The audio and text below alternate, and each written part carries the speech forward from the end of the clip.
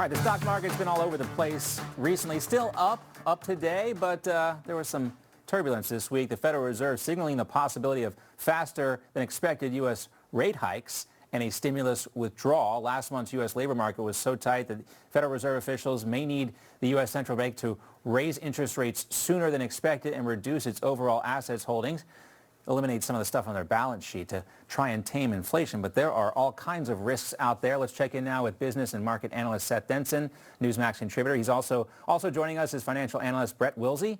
He's the president of Wilsey Financial, or Asset Management, I should say. Gentlemen, great to have you with us for the Money Huddle. Thanks for having me. Happy New Year. All right, so, again, I'll leave this to you guys, but if I'm looking at the stock market today, Brett, something tells me that, Seth, something tells me that the investors don't really believe Jerome Powell, that he's going to, cut back on the balance sheet. Listen, I think investors are taking this one day at a time, John, and I think that they are looking at this and making decisions. I've said for a while that the stock market is emotional because the stock market is not properly valued. The market's due for a correction, and we need our monetary policy to get inflation under control. And I think once they start doing their job, which it sounds like the Fed's going to start doing, then perhaps the market will go ahead and correct. Not a big correction. I don't think that's in the works, but I do think that the market's probably about 5% overvalued. Brent, do you see it the same way? Not quite. I mean, we've got a different market here. I believe it's going to happen. I'm glad to see the Fed doing this because it's long overdue. We know we have inflation. We need to take care of this. I'm glad they're doing it now. But as far as the stock market goes, we've got two different things here. We have technology growth stocks, which are way overpriced. We're a value investor. We've done very well in December and this year because there's a lot of value companies that are great businesses that are undervalued. So we got this two different markets here. I think we will see a bigger correction on the growth side.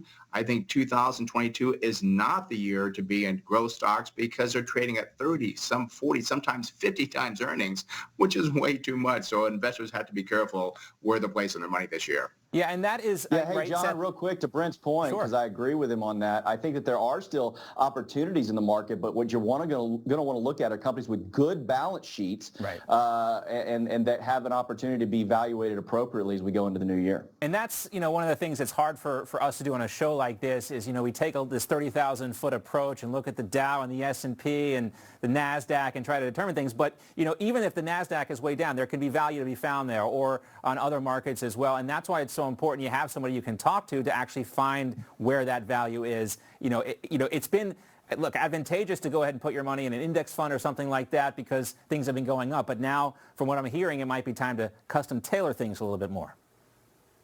Yeah, I agree with that. And again, I do agree with the balance sheets and so forth. And sometimes it's hard for the individual investor to find that. So what they have to do is listen to good shows like here. We got good commentators talking about things, trying to help the investor understand a little bit more about what to do here. And we do have you talk about the index funds. What I'm afraid of is people are going to stay with the index funds thinking, well, it did well the last 10 years. Right. It'll do well going forward. And it's not. We have a very heavily weighted index in tech stocks, which is going to not do well, I believe, in the next 10 years. I think when the Bank of America came out, their average return for the next decade is 1.3% on the S&P 500. So we're staying away from that.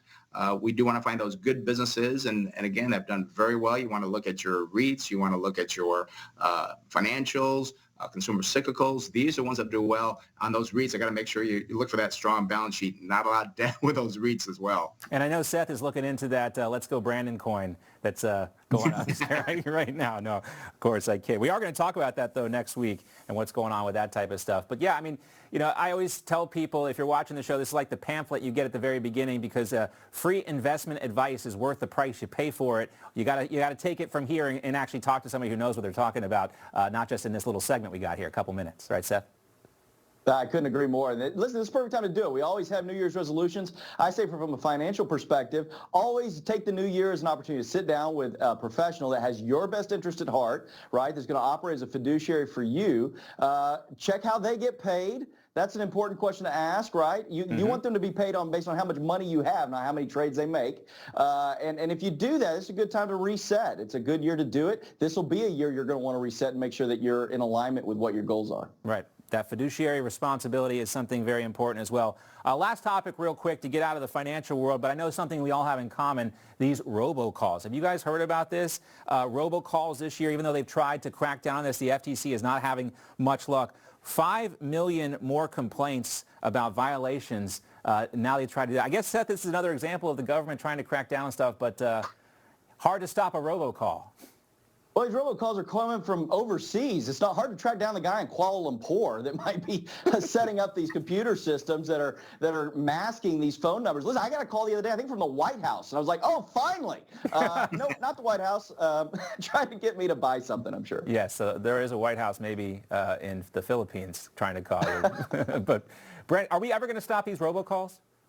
You know, what's funny is I don't get these robocalls, and I don't know how I'm not on some list, but I have not got a robocall in probably 6 months, and Do you have a flip phone, Brent? Do you have a flip phone? What's that? Because I'm going to get one if you do. If that's the trick, I'm going back to a flip phone. I don't care. Maybe the brick phone if I have to. Unfortunately, I don't. I have the Just kidding. 13, but I don't know how I'm doing it. If I could find it out, I'd share it with everybody, but I'm fortunate I don't get these robocalls, but it is terrible that people get those. I have seen apps to try to avoid them. Yeah. Don't know if they work, but yeah, something needs to be done because that's just a waste of time. It costs the U.S. economy $13 billion a year, John. This is a big dollar thing. It is a big deal. It's got to stop, if nothing else, Yes. for our own sanity. Gentlemen, great to see you. Thanks so much. You too. Have a good day.